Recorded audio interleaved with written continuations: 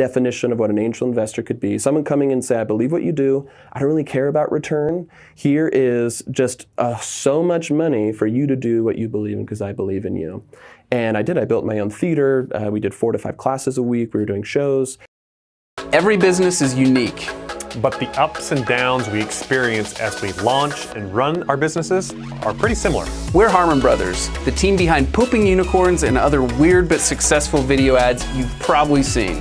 We help businesses grow through unforgettable video marketing, and we're no stranger to tricky situations. In fact, we embrace them. The goal of this podcast is to show how your crappy circumstances could be the golden opportunity that leads to your next success. You're watching Poop to Gold. Welcome back to From Poop to Gold. I'm Benton Crane, your co-host and the CEO of Harmon Brothers. Today I have one of our team members with us, Zach Atherton. Welcome to the show, Zach. Thanks for having me, Benton.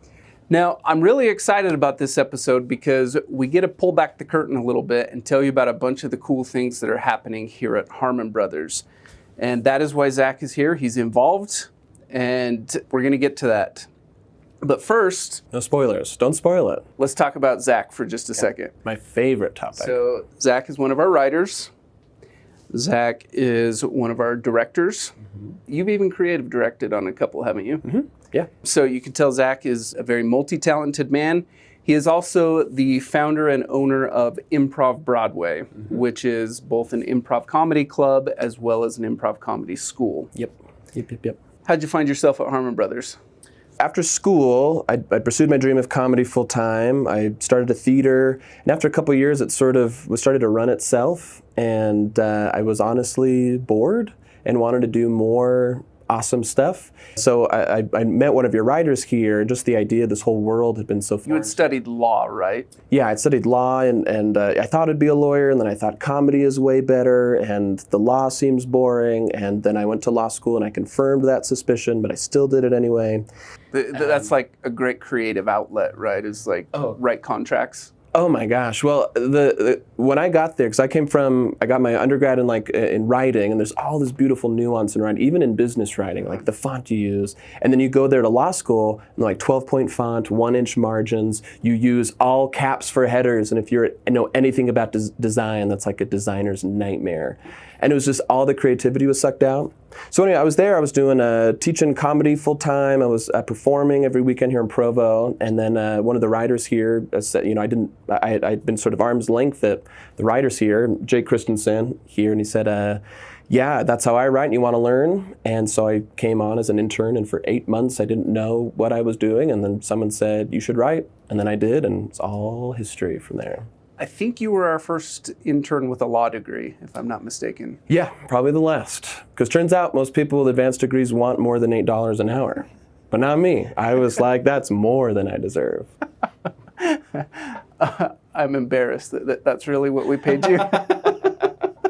Well, I mean, I think there's something to be said about it. It's like, there's something about this culture here. If you want it, you're going to do it. And I think I was like, yeah, I'm willing to put in the work and the time, and it helps filter through maybe some of that. And because it feels like the people who are here probably do have, monetarily, probably could go with like other higher salaries in New York or San Francisco, but they choose to be. At least in the beginning. At least in the beginning, yeah, because the culture is so awesome. What you're doing is so awesome. So it's interesting because we had made a decision a while back that at Harmon Brothers, we're world-class in 2 areas. And those were the 2 areas where we wanted to place all of our focus, even though clients oftentimes ask us to do things outside of those 2 areas. So the 2 areas, of course, are the video marketing. That's what everyone knows us for. That's what people see us doing. But then there's also this area of expertise that I sometimes refer to as directing the marketing orchestra, if you will. Like every successful campaign needs a full marketing strategy behind it, not just a video. You're coordinating your email marketing with your ad buying, with your social, and all these other pieces have to come together and work in concert. And it turns out we have a team, and in fact, we did a podcast episode a few weeks ago with Chris Stroud and Theron Harmon, who run our consulting division, and that is their expertise, is directing that marketing orchestra. And so we are focused on just those 2 areas. And as a result, everything else that clients would ask us to do, we would refer them to other trusted third parties. So, oh, you need an email marketer, let us plug you in over here because these guys are great. Oh, you need an ad buyer, let us plug you in over here, so on and so forth. But one thing that we discovered was that when people come to us looking for writers who can bridge this world of comedy, personality, branding, with this world of sales copy. Yeah. Turns out it's not really out there in the marketplace. Not really, no. And so our clients were constantly asking for it. They're like, oh man, the writing in your ads is amazing. Can I also get that on my landing page? Can I get it in my email sequences? And so we would go out and try to find writers who could help our clients provide that, and they're just not out there. And so we realized that we needed to expand beyond just our 2 areas of expertise to actually offer this 3rd area of expertise, which is writing that combines comedy plus sales. Yeah. So Zach is leading up the Harmon Brothers writing room, and we are now offering it as a service to our clients. And so I wanted to bring Zach on the show so that we could have a conversation about what it is and where it's a good fit and who it makes sense for. For sure. It is the marriage between sales and comedy. And where you look out in the world, there's amazing copywriters out there, really crystal clear. And then there's amazing comedians out there. Mm-hmm. And if you go straight up to a comedian and say, write me an ad or write me something with really great messaging, and we notice that sometimes when we onboard comedians, there's this learning curve of this education. Like, I know punchlines, I know how to violate expectations, but then they muddy up the sales waters. Mm-hmm. Or if you go someone to a copywriter and say, give us something really clear but really funny, they don't have that comedy brain. And so Harmon Brothers has cultivated this unique voice that does both of it, and that's why you had massive success with your videos, and you've also created something so unique here. So basically, we're good for anybody who wants to have crystal clear sales messaging with a humorous voice that's engaging and helps with conversion. And that applies to almost any part of the sales process.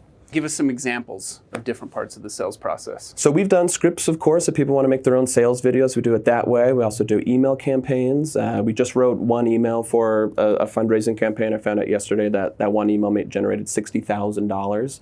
And it's just really, it's interesting how when people are consuming copy, that we are so used to just the white noise of like boring language or in these troubled times or a letter from the owner. But when you're able to throw in a joke or some humor that's relevant and on message, it actually cuts through the noise to be able to engage them and push them along the sales process that much more.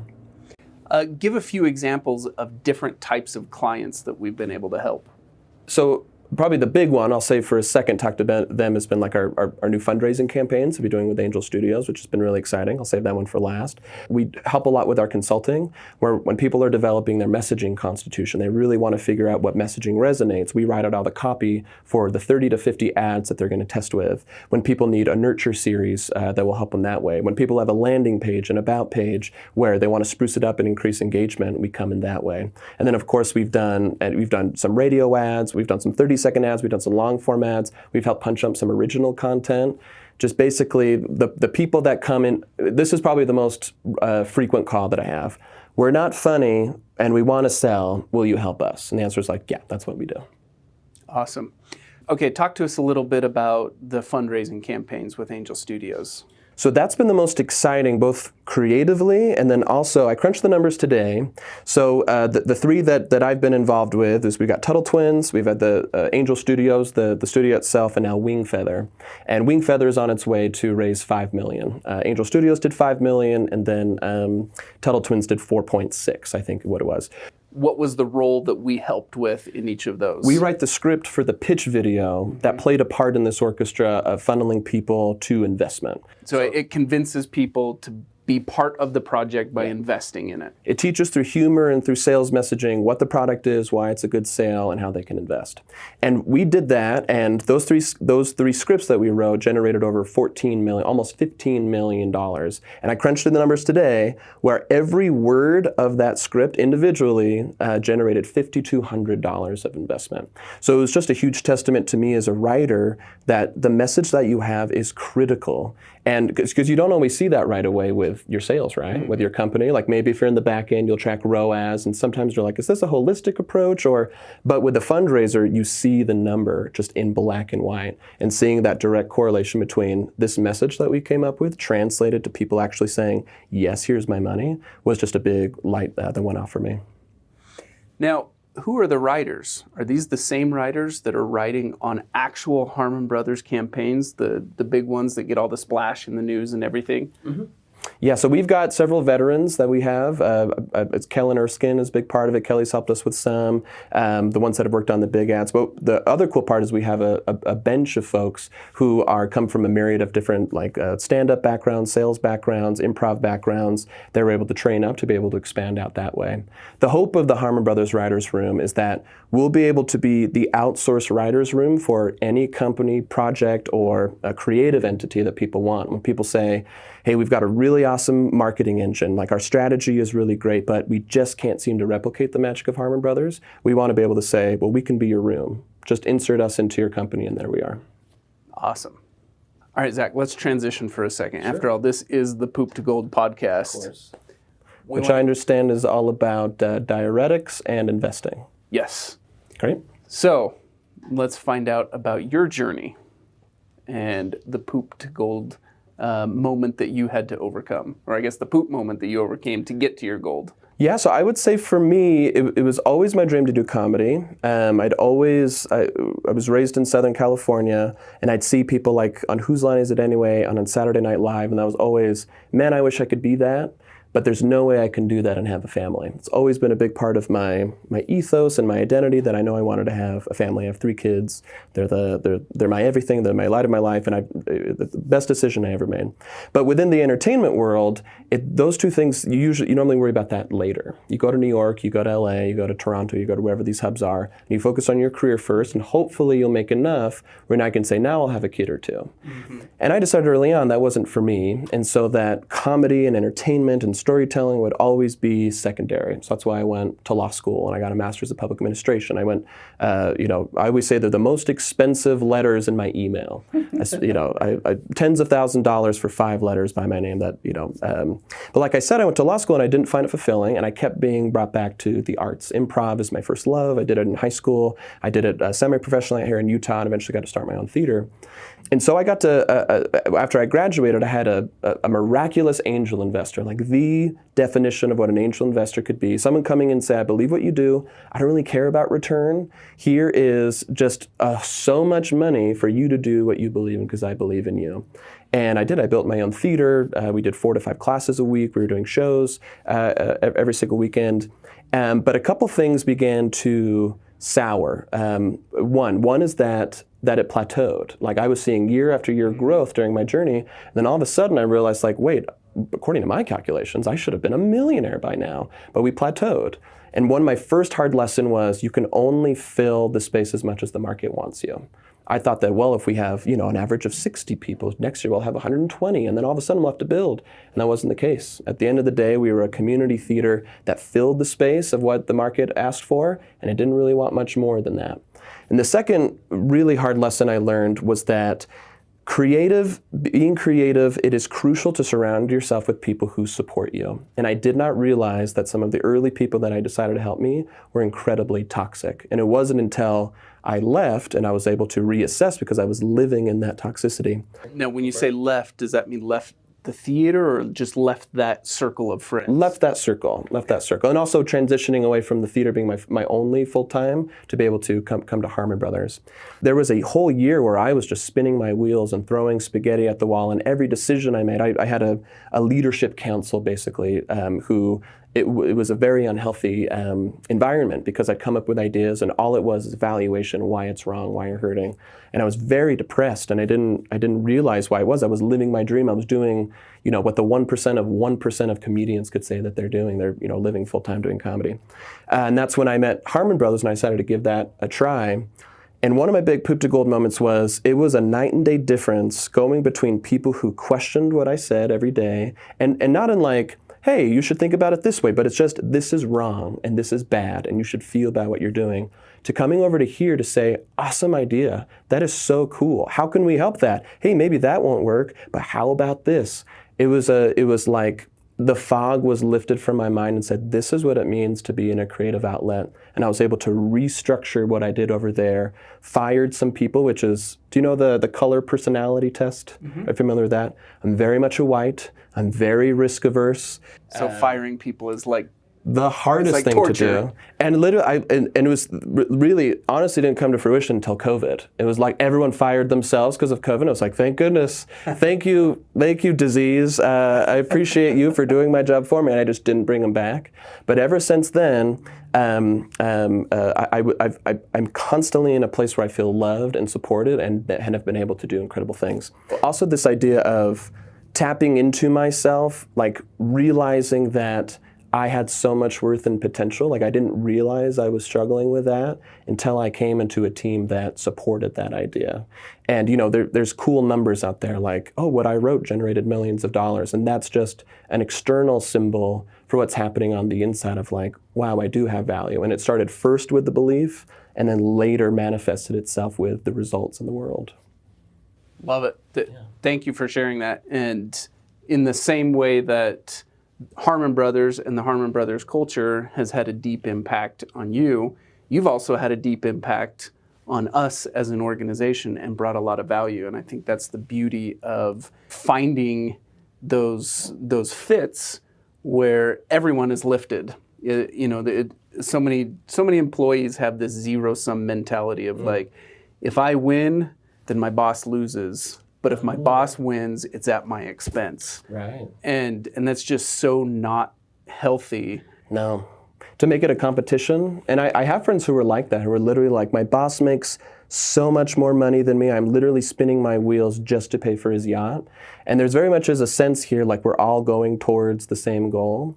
And this is just, this is maybe outside of my scope, but anyone who runs a business, one thing I would emulate from Harmon Brothers is I very much felt the ability and the license to say, if you can create a business within our business that makes sense, we support you and go for it. And that has always resonated with me to be able to say, how can I fit to my own strengths and run with something that I own while also helping like a bigger machine? And that has been really cool to see. Which is exactly how you've ended up in this role of leading the writer's room, right? This just started as an experiment several months ago where we said, the clients need this, they're asking for it, we can't figure out where to provide it for them. Right. Why don't we test it and see if it works out for us to provide it for them? Yeah. And you ran that test, right? Yeah, and it's been amazing. And it's another thing, it's just why the market is so cool is because it just reacts and responds. We've seen an incredible amount of growth, and we've done, this will probably be the first, advertising or bringing attention to it that we have since we've started, and yet we've had, an immense amount of work, and we've served a numerous number of clients over the past few months, just because when people just heard about the idea of saying, I could have the creative brain, the geniuses of Harmon Brothers, but still be able to own maybe production or the strategy, the other stuff that I feel that I'm good at, it just sparked and clicked, and that's one of those big aha moments that you live for in the business world. That's awesome. Well, for our listeners, how can they best stay in touch with you or follow what you're up to, Zach? I would love to hear anyone who's interested in working with us. You can just email me directly, zach@harmonbrothers.com. We also, I think our landing page is harmonbrothers.com/writersroom, so you can check it out there. I'm also interested to hear if you're a copywriter, if you're a comedian, and you're interested in cultivating those skills, like we're looking to grow our bench. We're hoping to make some resources to really help and teach this mindset, because it really is revolutionary. It really is like, and you look at the people who try, and I'm sure there are some out there that have done it well, but there really is a unique voice that started here, and everyone else is just sort of an echo or copy of it. So if you're interested in that, come to the source, and we'll share some resources and build this style together. That's awesome.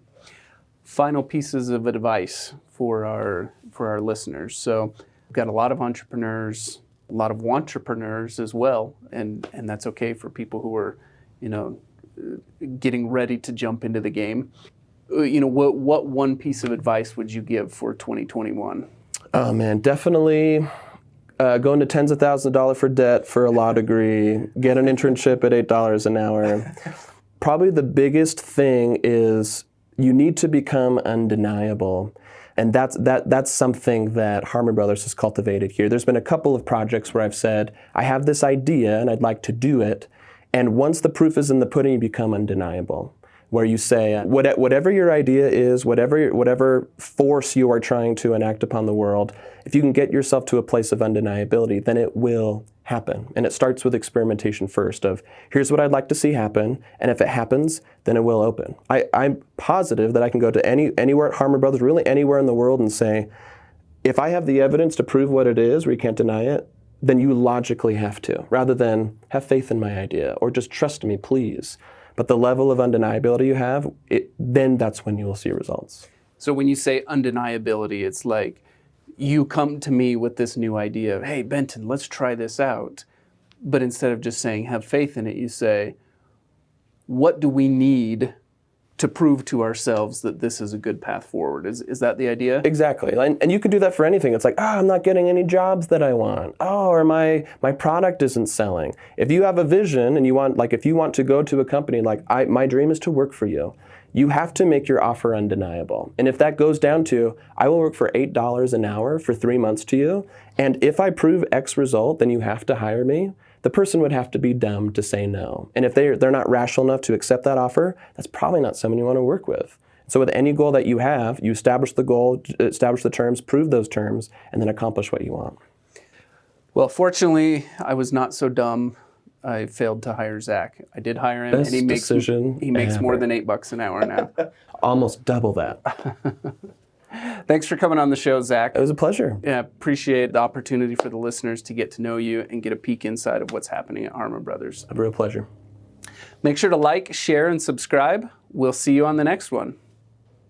Do you ever feel like your marketing efforts are stuck on a plateau? At Harmon Brothers, we offer a free marketing audit to help you identify the areas where you can level up and get your business back into growth mode. All you have to do is go to harmonbrothers.com/audit. We have the data, we have the expertise. This is free. Check it out. You won't be disappointed.